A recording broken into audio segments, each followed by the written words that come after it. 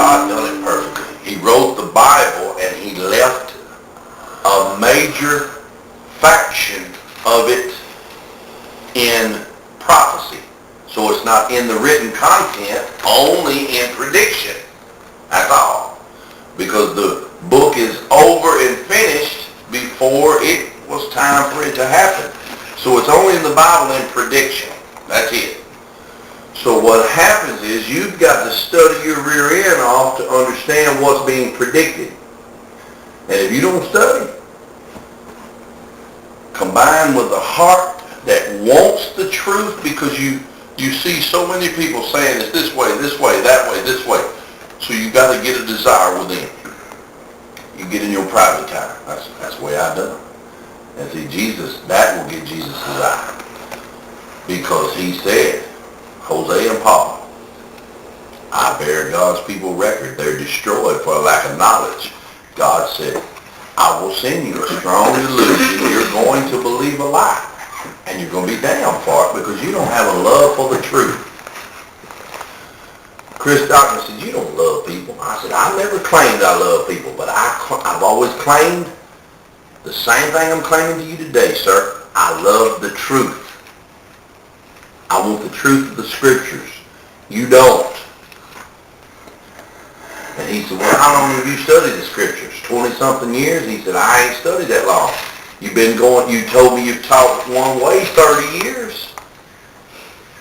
Psalms 119, 104, 128. Through thy precepts, the scriptures, I get understanding. Therefore, I hate every false way. That's not being kind or soft-spoken. That's blunt, man.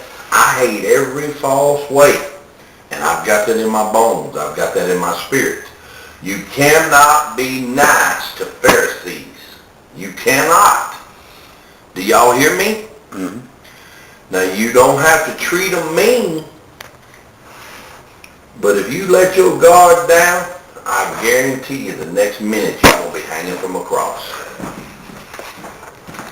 That's what a Pharisee does. The definition, essence of Pharisee means inability to truly define, or to define truly. Am I losing you? A Pharisee, it's an attitude, it's a spirit.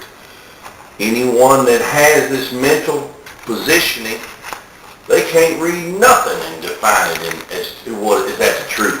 Nothing. He was talking about Pharisee with a bad spirit last night. I was born naturally. I do not mix with them. I cannot mix with them.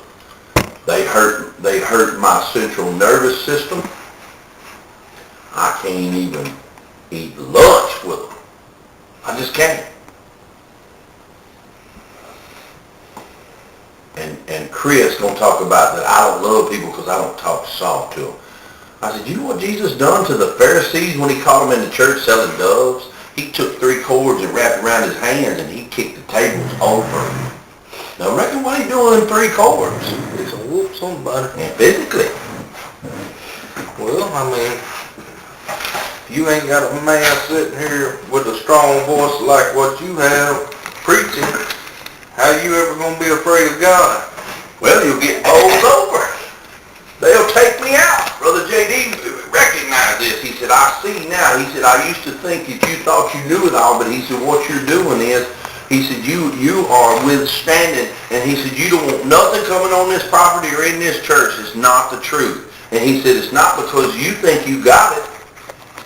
It's because you want it. And he's exactly right. He has defined that truer than anybody's ever met me. He said, it took him a little bit, but he said, he's seen me. He said, man, all you want's the truth. I said, that's all I want. I said, Brother J.D., I wasn't in this, man. I'm not a church goer.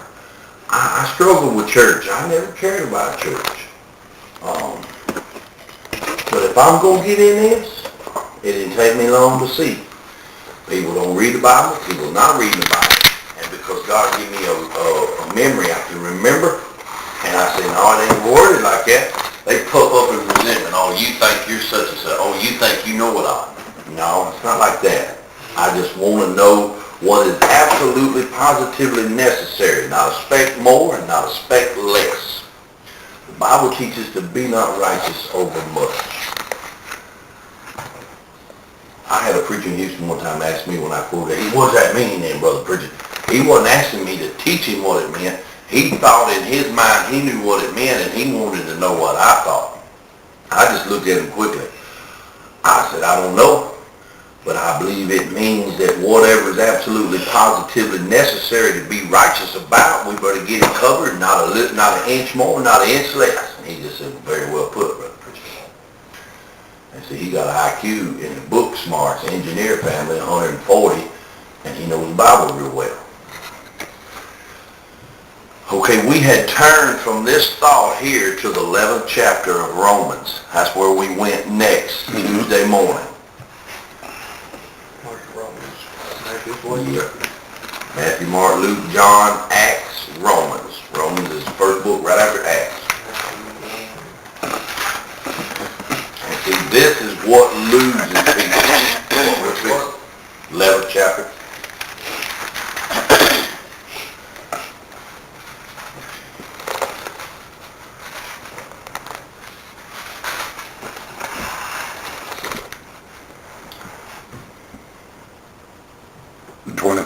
Is that it, 25? Yep. You want to read it, Brother John? All right. For I would not, brethren, that ye should be ignorant of these mysteries, lest ye should be wise in your own conceits, that blindness in part is happened to Israel, until the fullness of the Gentiles be come in. And 26, and so all Israel shall be saved, as it is written, there shall come out of Zion the deliverer, and shall turn away ungodliness from Jacob. Okay. Let's look at that first part. I would teach my family hard. I didn't teach a whole bunch of people, but I taught Debbie, and I taught Debbie's sister and her parents.